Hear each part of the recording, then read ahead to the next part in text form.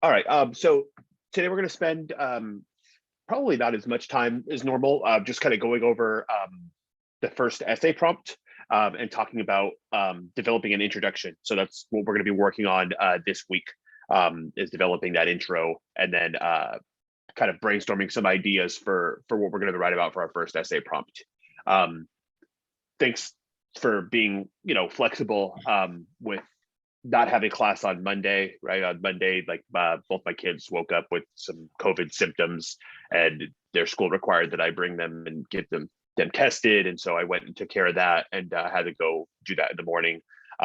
They're both negative, which is awesome, but yeah, it just was one of those kind of things where I had to make that adjustment. So I really appreciate people being able to be flexible and come here today. And so before we get going, it sounds like I've been in some meetings where we're talking about like the return to campus, and everything sounds really optimistic that that week of February 22nd, we are in fact going to be returning to campus.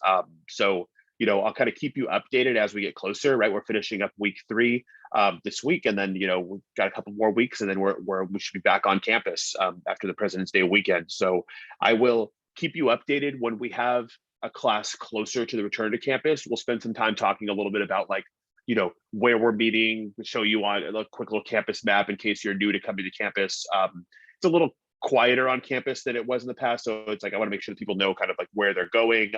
As far as like what the protocols are for coming on campus, it's pretty minimal. It's like there's a little app we use called Course Key. It's kind of like a little wellness check, and then masks and stuff like that. But other than that, it's going to be pretty straightforward and really awesome to leave the Zoom world and go back to being in a classroom with each other.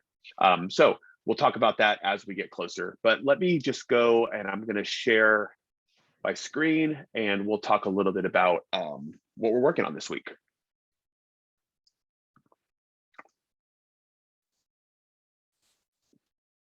So quick little overview for week 3. We're going to be, I'm going to introduce our first writing assignment. I have a class discussion that's going to help you brainstorm some ideas for your writing assignment, and talk about strategies for writing an introduction. If you haven't finished any of the work from last week, you could still turn it in this week for full credit. So if that's, something that applies to you, this is a good opportunity to make sure that you get that turned in, so that you don't, fall behind and those assignments close. And then also just make sure that you're able to follow along with everything that you're doing in LR10, that like you're keeping it on top of that work. I saw Atticus just sent out a message from LR10, just making sure that like you're checking in on that regularly. But if there's any time you have any questions about that class, he's the instructor for that class, and I would recommend sending those to him. But you can also talk to me or talk to Chris, and we can help you along with that. And if you feel like for any reason like you're falling behind with that or with this class, like please talk to us as regularly as possible, and we can help with that. So essay prompt for the first essay. Every time that I give you a major essay for this class, I'll give you a prompt.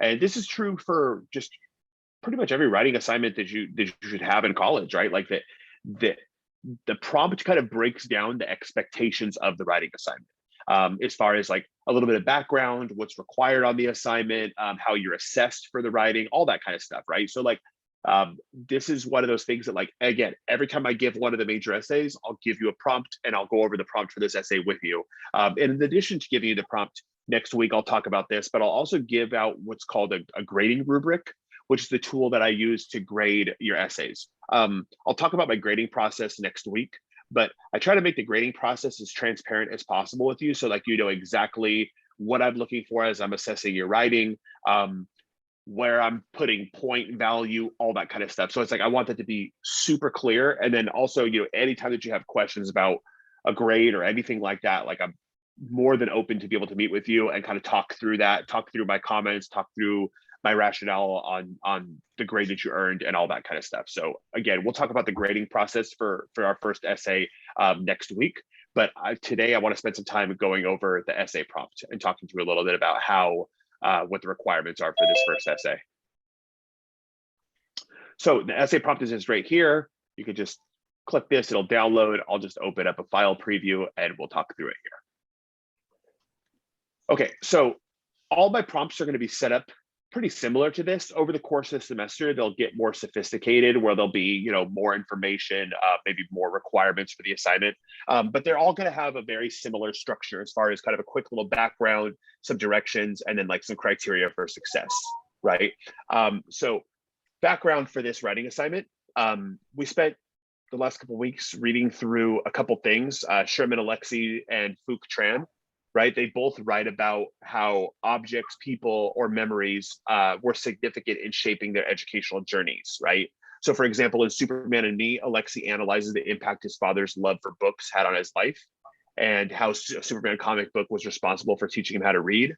And then in the prologue for Saigon, Tran writes about how these Clifton books, the Clifton Friedman lifetime reading plan, provided him with a list of books that left him both feeling educated and assimilated into American culture, right? So like both of these people wrote about their experiences and the things that kind of motivated them, not only just educationally, but also like personally, whether that be through, feeling that transformative piece of education as far as providing opportunity, or that transformative piece of education for Tran into assimilating to American culture. So for our first essay, you're going to be selecting what I'll call artifacts, which are just objects that are important to your own personal educational journey, right? And we'll talk a little bit about that. So for this essay, you're going to be picking, I just put 3 or 4, but I imagine like 3 or so. You can do 4 if you want to. Items that symbolize who you are as a student and what motivates you to pursue an education. So we call these artifacts. They're things, and not just physical things. And we'll talk about some of the differences you could do that are important to you from your history currently, right? That help motivate you through school, right? That have provided you some sort of source of motivation to make the decision to pursue an education, or as you pursue an education. So like these artifacts can be things that are physical, right? Like maybe you have a picture that's significant to you, or an award that you won, or maybe a letter somebody wrote you, or something like, I don't know, a musical instrument, or something related to a sport you play, or a person who motivates you, right? But they can also be things maybe not physical, right? Like maybe an important memory that you have, or a piece of advice that somebody gave you, right? The important thing is that you're selecting artifacts that you can fully describe to your reader and analyze the impact that these artifacts had on you pursuing an education, right? So you should be thinking about, like, if I start thinking about maybe the things that have motivated me through school, right? I would think about like some physical things, right? That I have examples of things that give me motivation, but I also have like relationships with people in my lives that have helped give me motivation, advice people have given me, life experiences that I've had that have served as really powerful sources of motivation as I've worked through school. I think it's also important to think about this idea that like some of the sources of motivation that we have can be incredibly positive, right? That we can think about maybe situations where it's like, here's this experience that I had where somebody believed in me, or somebody supported me, or, something that provided a source of motivation from a positive perspective. But sometimes we're motivated by things that maybe aren't as positive, right? Like maybe thinking about situations like, I've been motivated by teachers, for example, who were phenomenal, who believed in me, who supported me. But then I've also kind of been motivated by teachers that didn't, right? And it's almost kind of like that, like I have the motivation to like prove that person wrong or succeed in spite of that person. And so sometimes, those feelings that aren't necessarily the most positive ones can also be really strong sources of motivation, right? I also think about like peer pressure.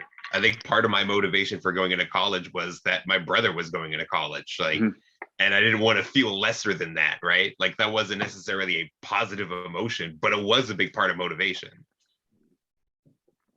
Yeah, absolutely, right. And I think that maybe sometimes our life experiences can be that way. Maybe we have life experiences that thinking back about, like there's parts of my childhood where I think about, like, seeing my family struggle financially, and that can serve as a source of motivation for me later on, saying that, like, that's something that I want to, not have to experience as I become an adult, right? And so like, or maybe that want to be able to help people like your family before you, or something like that. Like there's so many different things that like are sources of motivation in our life that are complex. They're not necessarily good or only bad or somewhere in between, but I really want you thinking about something that a few things that you can write about that are significant to you and that you can provide some details about.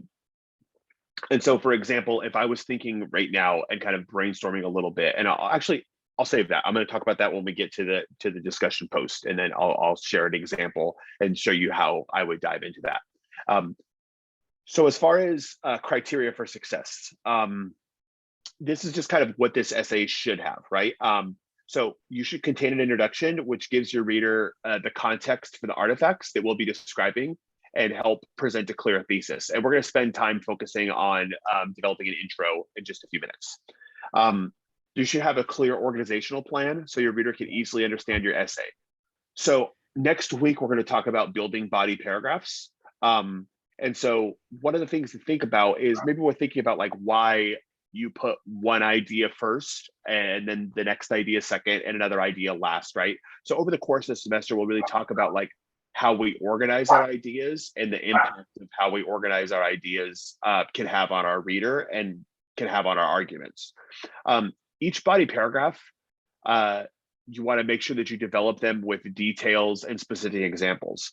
So it's really important to think about this idea that like you're writing for an audience that doesn't know how these artifacts are important to your educational journey, right? So make sure that you make that clear to your reader. Like we're going to talk a lot about, this idea this semester about who your target audience is.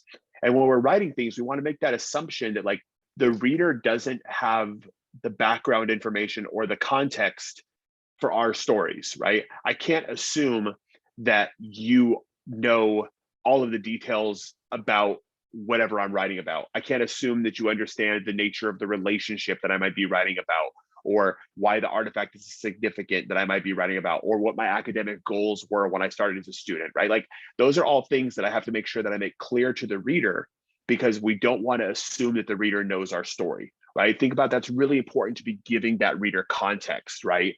That like, for example, other than the little things that I've read this semester, some of the conversations that I've had with you, I'm an outsider, right? Like I don't know your stories. I don't know what your individual goals are. I don't know what your sources of motivation are. And so you have to make sure that you're being very specific in the examples that you give so that I'm able to follow along with those ideas.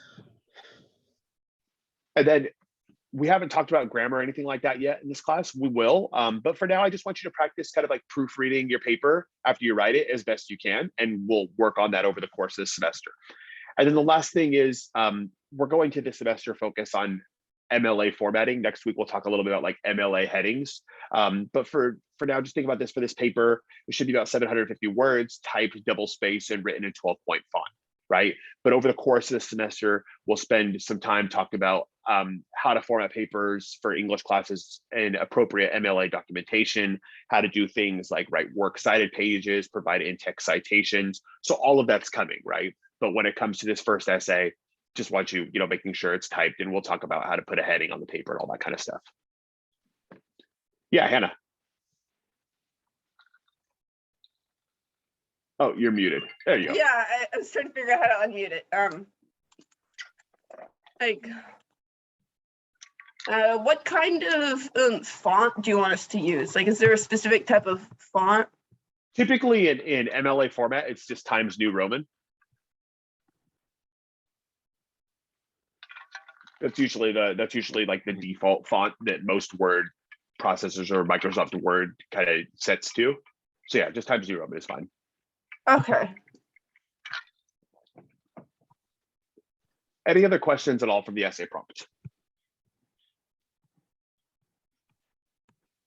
Okay, so let's take a look at this first discussion post that we're going to do. This is going to help us brainstorm a bit. All right, so this is something that we're going to work on this week, right? And what you're going to be doing is using this discussion post. And remember, discussion posts are something that the entire class can see, right? Like that this is meant to kind of simulate the discussions that we'll be having in our classroom with each other. So in your educational artifact essay, when you actually turn in the essay, it'll just be me that's reading it, or Chris may be reading them also, but it won't be the whole class. Whenever you're doing a discussion post, you want to be writing about something that, like, you're fine with sharing details on, and that people might be asking questions about. So pick an artifact that's something that you want to share out with the rest of the class.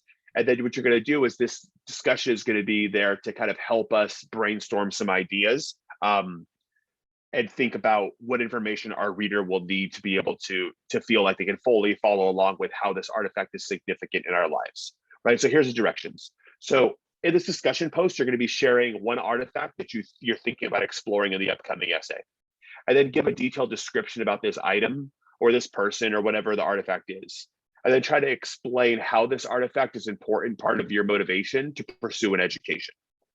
So ideally, you could have your first post done by tomorrow, but I know that we didn't have class on Monday, so if it's tomorrow or Friday or Saturday, that's okay, right? But I just wanted to make sure that you had the post up early enough, because the second part is, after you make your original post, is you should be picking at least one of your classmates' posts and ask them a question about the artifact they're sharing. The reason that we're doing this is, like, kind of share out and then make sure that you ask somebody a question, is that when we're writing an essay, right, we want to think about what questions would the reader have to feel like they fully understand the point that you're making, right? So if I'm writing about an artifact that's important to me, and I don't give you enough detail to feel like you fully understand it, that you as a reader might have some questions, and asking those questions will be a really helpful way to help me fully develop the idea that I'm exploring in my essay. So for example, if I'm thinking about my experience and about something that I would want to write about, right? If I'm thinking about an educational artifact that I would want to share, one of the educational artifacts that I would share in my essay would be that I have a saxophone that my grandfather bought me when I was in 8th grade, right? And so throughout elementary school, middle school, in high school, and even a little bit into college, like, I played saxophone, like, in different bands and marching band and concert band and stuff like that. And so that was something that was super important to me. And when I was in 8th grade, my grandfather bought me a saxophone that was, brand new and awesome, and not, the old school loader one that was all that I used to use. And so I would want to talk about how I use that as a source of motivation, that even though I don't really play much anymore, or didn't major in music or anything like that, like, it was a reminder of how much he cared about me and how much he supported me through school, right? And so if I wrote that much, there's things that, like I talked about, I have to assume that my reader doesn't know my story. I have to assume that my reader needs more information. So if I were to just say to you, like, well, my grandfather bought me a saxophone when I was in 8th grade, and that serves as a really strong motivation for me to remember that he supported me and supported my academic goals or my goals in school. I'm leaving you in a situation where you probably have a bunch of questions, right? I can't leave it up to my reader to draw the conclusions. So if you were to ask a follow-up question, what type of follow-up question would you have?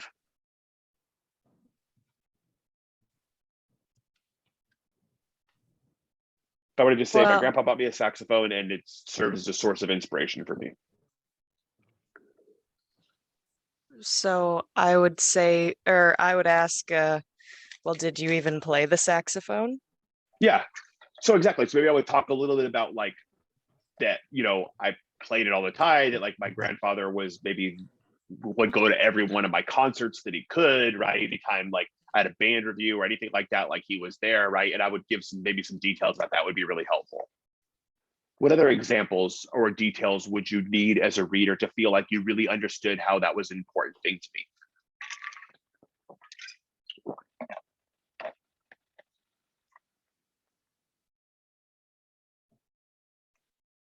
Shauna raising her hand. I think that was a previous hand raise. Oh, okay. I would imagine that it's important for me to talk a little bit about, like, my relationship with my grandfather, right? To really have you understand why that was super important to me, right? Or yeah, that's another good question, Jessica. Like, what is my favorite memory of playing that saxophone, and how does that serve as inspiration to me, right? So I would need to tell you a little bit about maybe my favorite memory. I would also if I included details, right? Because I can't assume that my reader understands my situation or has the same perspective that I do, right? Like I had two grandfathers, right? Like both of my grandfathers have since passed away, but I had very different relationships with them, right? Like I was still, close with both of them because they were my grandpa, but like my grandfather who gave me the saxophone and my grandfather on my dad's side, very, very different relationships with the two of them. And so I can't assume that by just saying like, oh, my grandpa gave me this, so it's valuable to me, that you have a similar relationship or understand the relationship that I have with my grandfather, right? So I have to maybe give some details about that because that can be important to why it's such a good source of inspiration. So a little bit I would maybe write about is that, like, for example, my grandfather or my grandparents lived next door to me my whole life, right? Like my parents' house and my grandparents' house is in the same court. And my grandfather was like a second dad to me. Like I spent probably more nights sleeping over his house ever since I was a kid, up into early high school, than I did sleeping at my own house, right? That I would also include information that, like, so knowing like how close that relationship was, my grandfather bought that saxophone for me like the summer of my 8th grade year going into high school. And then a few months later had passed away, right? And so it was like, it represented something as like a massive thing that he gave me, but that also like the last thing that he gave me. And so it's like thinking about that and thinking about how significant that was for me, like showing you a little bit about that relationship would really help you see why I hold this thing as dear as I do, right? And so I think that that's really important to think about this idea about like your reader needs information. And so through this discussion post and asking follow-up questions, that will help you as a writer think about, oh, I kind of glanced over that, because we know our stories really well. So it's easy for us to gloss over a lot of the details of our stories and kind of assume that the reader knows how these things are significant. So there's some different ideas to help you with this discussion post. Any question about this assignment?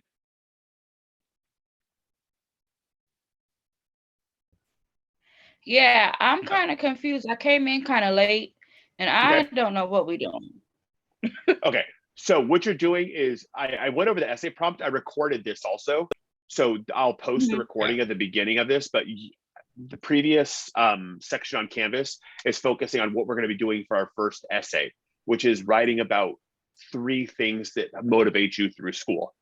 And so as soon as class is over, it takes a little while for the video to upload from Zoom up onto YouTube, but I'll post the early recording for this in Canvas so you can see the early part of what we talked about, the breakdown of the essay prompt. Yeah. Okay, the what am I trying to say? Artifact. Does it have to be something like that you had before, or do you have today? It's up to you. Either one. Yeah. It could be like an object that's important to you, an experience with a person. It could be like what your goal is for college. That's that thing that's pursuing you. Whatever you think is like a major source of motivation in your education. Okay, and it has to be how many? 3. 3. Okay. Okay, so the other part of what we're going to do this week is you're going to be turning in the introduction for this essay. We're going to work on just the introduction this week. There's so many different ways to go about putting an essay together, right? Sometimes, one of the ways that we start writing is we start with putting the intro together by building from the very beginning of the intro and going from there. Other times we start just jumping into one of the points we want to make in our argument after we put together our thesis statement. So over the course of the semester, I'm going to show you a bunch of different strategies of how to put an essay together, but there's not one way of doing it, right? There's not one, this is the right way to engage in the writing process. And so I'll make sure that like I'm kind of showing you different things along the way. For this essay, we're going to talk about like, here's how we would go about writing the introduction first, right? And then building body paragraphs next week to support this essay. And then the same thing is going to be true of like when I show you some strategies for writing an introduction. This is not the only way to write an introduction. This is just a way to write an introduction, structure an introduction. And I hope that like over the course of the semester, as like we talk about different strategies for building essays and the different ways we can go about it, is to kind of think about it like analogous to having like over the course of the semester, I'll give you several different tools for you to kind of build up a big toolbox. And then when the time comes for writing different types of essays over the course of, this class and other classes, you're able to kind of pull from that different toolbox and apply the tool that works for you and for that job that you're doing, right? So let's talk then a little bit about introduction. And then when we're done this week, by Sunday, you'll turn in your introduction for your essay here, right? So just to be able to submit that assignment. And again, this is due on by the end of the day on Sunday. So let me just open up this quick little slideshow and we'll talk a little bit about developing an introduction. Oh, there it is.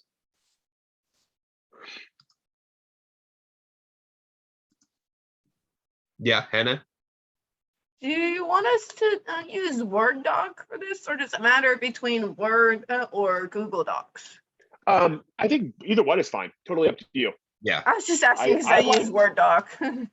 Yeah, I like Google Docs because I like that it constantly saves, right? Like I like that ability for it to save on the cloud, and Google is free. But if you use Word, that's totally fine also. Whichever one is fine for you. Just keep in mind with Google Docs, there's like a process to get it to work to upload them. And we're happy to show you that process if you'd like. But yeah, you have to like connect your account to your Canvas. school The account Canvas page, basically. yeah. That your sounds Yeah, so either one works fine. complicated. It's not. It's super easy. We can show you it's in a pretty matter of a easy. second or two. It sounds that way, but then it's pretty intuitive. Well, like I said, I can show you during office hours. Okay. So developing an introduction. So we're gonna. Question. Yeah, sure. Is this what am I trying to say? Is this slideshow gonna be on there? Yeah, On Canvas? Yeah, it'll be in the video that that I post. Yeah. Okay. So we're going to talk a little bit about developing an introduction, right? Kind of like what are some strategies for putting together an introductory paragraph. So what do we already know about intro paragraphs?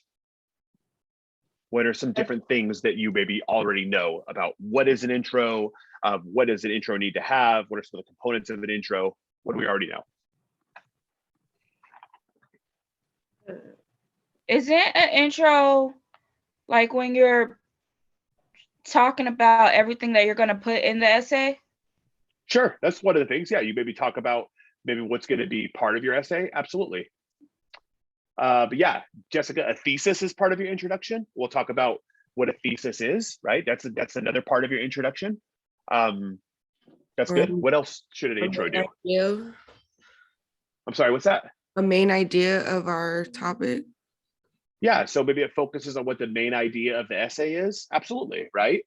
I mean, think about any other context where there's an introduction, right? Like if you're introducing yourself to somebody, right? If I'm introducing myself to this class, or I'm introducing, two people to each other, like what is that meant to do, right? It's that meant to like kind of open up some ideas, right? Like make some familiarity with those ideas, right? Maybe present that clear idea. And so we'll talk about some strategies on how to do that. So here's some things that you should be doing in an introduction. And again, this isn't the only way of putting an intro together, but I think this is an effective way to think about writing an intro. One of the things you want to do is think about like your introduction in the beginning should like hook your reader and grab their attention, right? Like, and we'll talk about some strategies of how to be able to do that, but really kind of think about this idea of like, it gives your reader a first impression, right? Like to think about something, and I think about this maybe like analogous to watching the first episode of a TV show, of a new series or something like that. Like in the first episode, or maybe in the first few minutes, like, did they grab my attention, right? Like, am I hooked? Am I at the point where I'm like, I want to watch the next episode right away, right? Like, and kind of thinking about that idea of like an essay, there are some different strategies that we can use where we can grab a hold of somebody's attention and kind of pull them in, right? And be able to find a way of hook a reader. And if we do that really well in the beginning of an essay, it's one of those things where it's kind of like you've got somebody, right? Like you're like, hey, I'm pulling you in, I'm making you curious, I'm getting you interested in what this topic is that I'm about to explore. Another thing that an intro would do, and again, we'll talk about this in some more detail, is provide the reader with context for the issue or the topic that you're going to explore in your essay, right? This context is really important because it prepares your reader for the thesis. You want to make sure that your introduction is giving a lot of background so that your reader feels like when they get to the thesis statement, that they fully understand where you're going and what the argument is that you're getting ready to create. And then the last part is your thesis statement will present your introduction will present your thesis statement. And really kind of think about this, about your thesis statement is your central argument for your essay. Like, this is a sentence that's telling the reader, like, this is the point that I'm making in this essay, right? This is the argument that I'm making in this essay. So here's some different strategies for writing a hook, right? Or ways of grabbing your reader's attention. One of the things that you can do is kind of telling a quick story, right? And thinking about, maybe you can do this in a few sentences, but like a quick story that's related to the topic of your essay is a really cool way to hook your reader, right? That, like, people are pretty captivated by stories, right? Like, if you kind of tell like a personal narrative or something that's anecdotal, like, you know, a story that's meant to prove a point, or maybe something that comes from a news source or something like that, like, it can be a really effective way to like pull the reader into the paper and to get the reader thinking about the topic that you're exploring. Another thing that you can do is, sometimes if we ask people questions, right? Like, we usually think about these questions as rhetorical questions, which are questions that aren't meant to have an answer. But instead, they're just really meant to get your reader thinking, right? So if we're kind of thinking about like motivation, that we might ask people like, you know, what are some of the things in your life that have motivated you in difficult times? Or what's a difficult time where you really required a source of motivation to get through it, right? And kind of like, all it's doing is just kind of getting your reader thinking about that idea, thinking about their own personal experiences, and kind of like setting the stage, so to speak, for the argument that you're going to be presenting on educational artifacts. Any questions on these two at all so far? And these ideas, like these hooks, these two, it's just, the hook is just part of your intro. So all the things that I'm going to be talking about in this section of introduction all work together to create an intro paragraph, right? So these are just typically a few sentences. And I'll say, for the question one, like, that could be a question either for this essay or other essays, a question that like you're maybe even asking yourself in this essay, right? And it might be something that you're going to answer through the rest of the essay. It might be something that just like is an interesting grab that like keeps you going through the article. But yeah, asking a question could be an interesting way to grab your reader. Another thing that you can do to grab your reader's attention is you might want to use a quote. Maybe somebody gave you a piece of advice and you wanted it to start with that piece of advice they gave you. Maybe there's a quote that you read somewhere that really stands out to you. Maybe there's a quote later on in the essay that you're using from one of our readings, right, that you want to use that kind of introduces the topic you're exploring and the direction that you're headed with your argument. Another thing that you can do is like use maybe a fact or a statistic, right? Sometimes those are a really effective way to hook your reader, right? Like, these can be really effective if you want to maybe like shock your reader or show them like the severity of a problem, or like really kind of grab your reader's attention. Like, sometimes there's moments where like we hear those statistics and they're like, whoa, that's like, you know, grabs my attention. It's alarming. Like, I remember when I first started working at Solano, I was in a meeting and the Dean of Institutional Research was talking about how long it takes the average Solano College student to accomplish either their goals of earning an associate's degree or transferring. And the average amount of time was 5 years.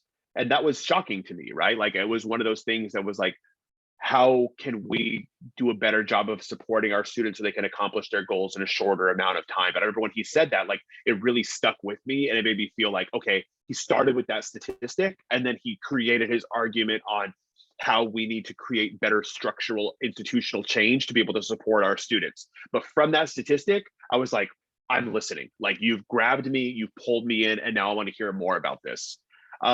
I think about like a good kind of like hooking fact or hooking statistic, or just on like a good hook.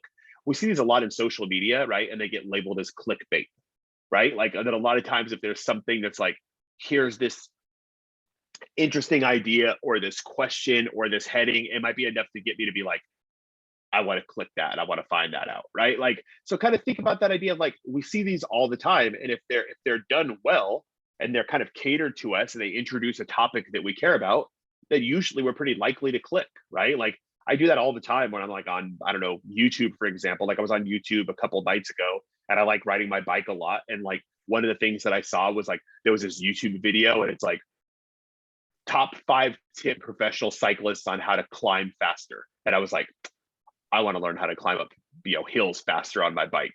And right away, it hooked me, right? It was like just enough of an interesting hook or a topic that I cared about, right? Or like, never guessed this secret on how to become a faster cyclist. And I was like, I got to click that because I got to know. And then as soon as I got to it, it's like, make sure to get a good night's sleep the night before. Eat plenty of carbohydrates. I'm like, thanks. But it was like, still like the allure of the clickbait was too strong for me to ignore, right? Like Tom Cruise will be Iron Man and Doctor Strange too. I didn't know that. Yeah, no, you caught my attention with that. I think that's a good, like, yeah, if there was an article titled like that of just like, here's a fact that you don't know about that's going to interest your reader, totally. And even like the trailers for Doctor Strange, I think that's a good way to think about it, of like, it's a trailer's going to show you just enough to get you interested in that movie. To get you to go watch Doctor Strange 2. Mm-hmm. It's the same idea. Yeah. It's false though. Oh man. But yeah, so I mean, I think about that idea about like, it's just something to grab somebody's attention. And once you have people's attention, then you can start to go from there and build a pretty effective argument from there. Okay, so it's also really important that like your introduction will need to build cost for your reader.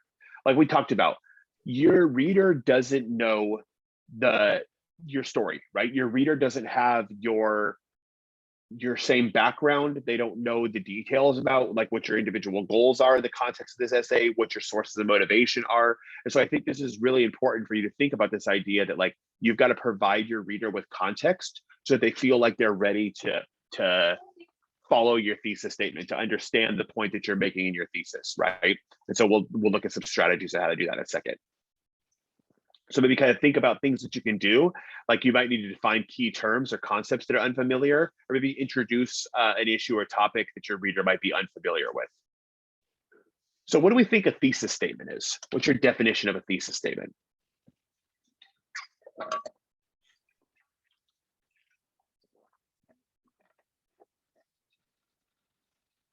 Anyone have a definition of what a thesis is? Maybe the main idea of the entire essay. Yeah, it's exactly it. Yeah, it's the main idea. It's your central argument. It's the central point that you want to make in this entire essay, right? And that's really a easy and effective way of thinking about it, right? Is that your thesis is usually it's one well-developed sentence. It doesn't always have to be, right? I use a lot of language like usually and most of the time, and it's an effective place too, because it's like there are a lot of absolutes when writing. There's more than one way of doing this, but usually it's one well-developed sentence. And that sentence is usually located at the end of your introduction, right? It doesn't have to be there, but usually it's at the end of your intro. But a good way of thinking about this is it's the controlling idea of your essay, right? It's the main focus of your essay. And what I mean is the controlling idea, think about it as like all of the rest of the body paragraphs that you're putting in there are meant to support that idea that you present in the thesis. So if I were to say, for example, I don't know, my favorite restaurant, I don't know, it's super hard. I don't know what my favorite restaurant is. Well, anyways, one of my favorite restaurants is Mikuni, right? It was a sushi place. And then I stopped talking. You would expect that what's going to come next is that I would give you different details to back up why that's one of my favorite restaurants, right? Like that's my controlling idea. But what would have to come next in a very simple way, or if someone were to speak up and they'd be like, I hate Mikuni, I'd be like, oh, well, how come? Now give me details of why you hate that restaurant, right? And you got to be able to back that idea up. And so I just think about it, it's like it's your central point or your argument or your stance that you're taking in your essay. And usually it's a little bit harder with this essay because this essay is so much so narrative and personal, but especially when we get to like essay 2 and beyond, your thesis statement should be something that your reader could either agree or disagree with, right? They should be able to agree or argue against your thesis, like that you're presenting a point that's up for debate, right? And so it's like, yeah, I'm not going to disagree and be like, oh no, that wasn't a source of motivation for you, but I should be able to clearly see your argument and how this was in fact a source of motivation and how you were motivated by these artifacts. So really just kind of think about this idea of like the thesis statement is the central point of your essay. And usually It's a sentence at the end of your introduction. So here's kind of an effective way to think about writing an introduction, right? Like this week, that's all we're doing is we're trying the intro, right? It's not very high stakes. I want you just focusing on the intro. And in order to receive full credit on doing the intro, all you need to do is try to write one, right? And then I'll be able to give you some feedback and kind of work into putting this thesis state, or excuse me, this introduction into your essays as you develop them out for next week. But really, like, we're just practicing it for the first time out, but here's kind of a good way to think about how to build this. I like to think about like the image of a funnel when I think about developing a thesis statement, or excuse me, an introduction, right? Think about like a funnel starts off very general and wide at the beginning, at the top of the funnel. And as the ideas get more and more specific, when you get down to that little outlet of the funnel, it's small and it's kind of concentrated. Everything that goes in the funnel at the top is the same stuff that comes out of the funnel, but the ideas get more specific. It gets more narrow, right? And so if we think about the hook as kind of the top of the funnel, right? Like that's where we're kind of like, if I take my water bottle and pour it in there, like everything's wide open, right? But then as it gets more and more specific, that's that last sentence of our introduction or our thesis statement where like our arguments become more specific. Between the hook and the thesis, that's where we build context for our reader, right? That's where we want to make sure that our reader feels like they're ready for our thesis statement, that they understand enough of our background for us to be able to present a clear thesis statement. So let me show you an example of what I mean. We go here really quick, and I'll just go to make a quick document.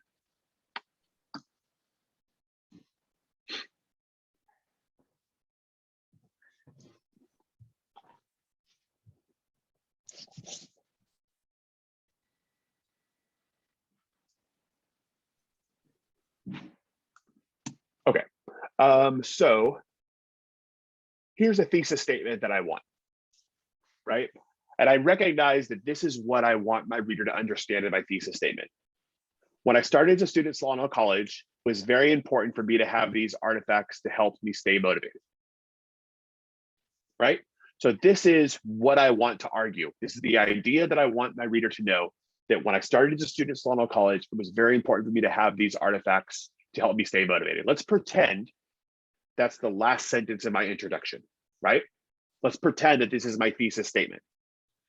What context do you need as my reader to feel that you're ready to take on that thesis statement, to feel that you're ready to understand and follow along with me in my essay? Because I'm not providing any context yet. That's what my introduction paragraph should do. So what context do you need?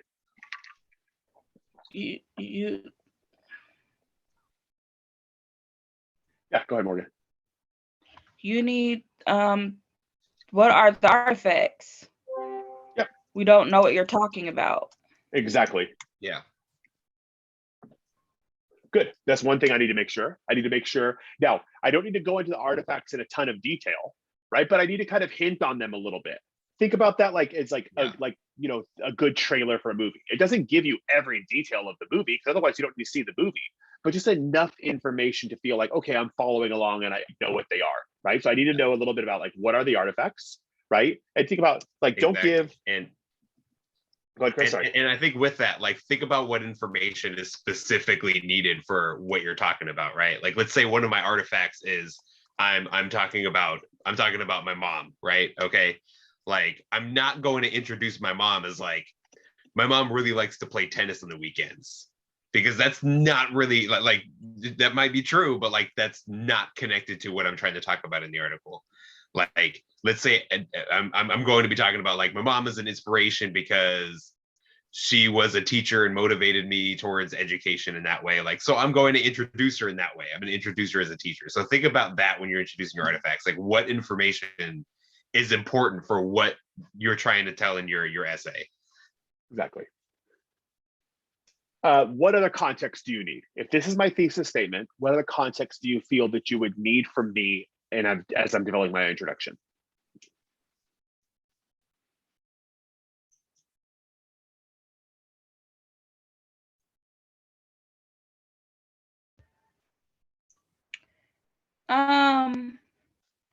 We can't, I don't know about anybody else, but I can't see that.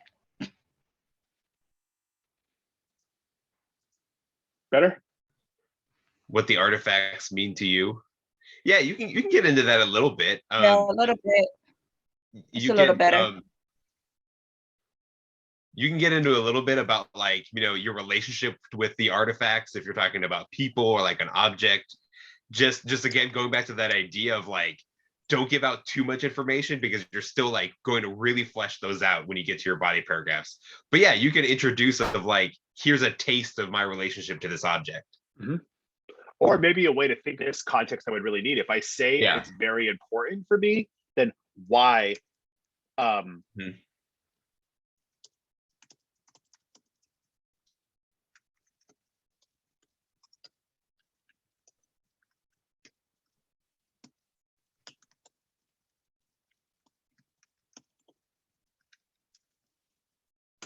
So maybe why do I need this source of information, of inspiration?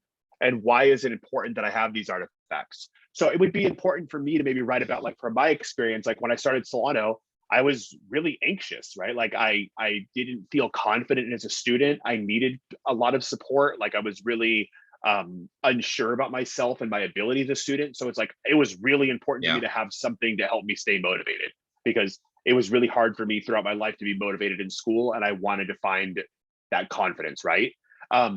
Or what are you being motivated towards? Exactly. As that same idea of like, why do I need this inspiration? What am I trying to do with this motivation? Like, what are your goals for your education, or like, what has these things inspired you to go towards? Yep.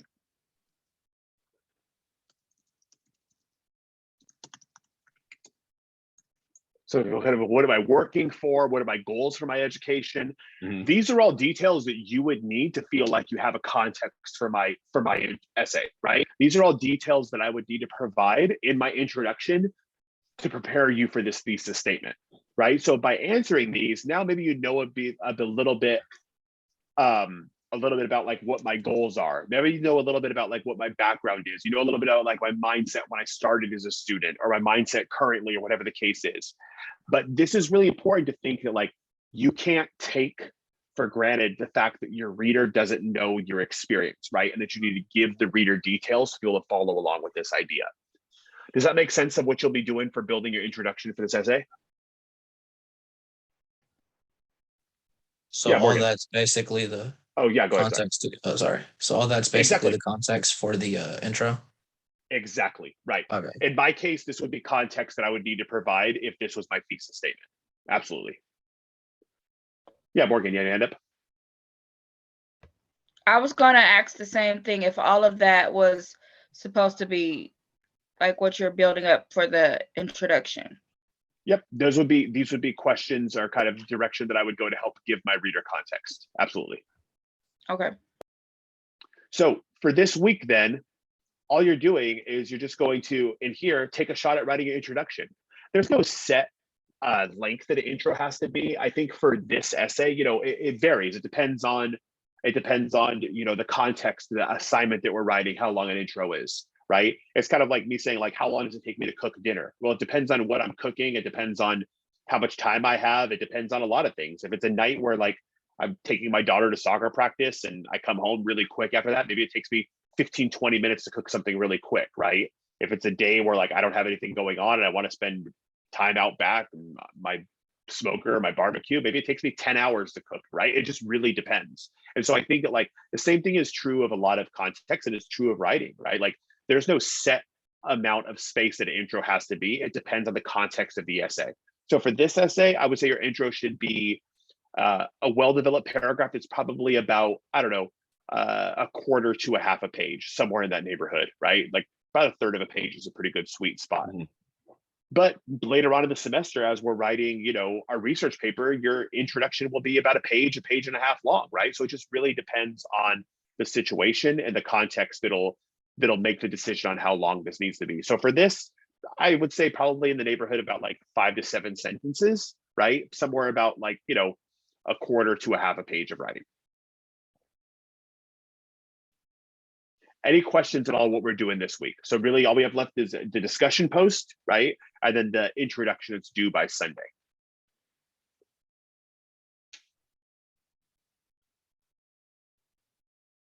Cool. So I will Right. post a recording of this. So you'll have this on Canvas. But if anyone has any questions and wants to hang out, I'm available and I can answer any of those and kind of, help along the way. So just as you're Yeah. working this week, if you have any questions, let us know. And then we will be available to be able to answer any of those or give you any feedback as you're writing. Yeah. If you have any questions about the essay or finding artifacts, anything like that, feel free to reach out.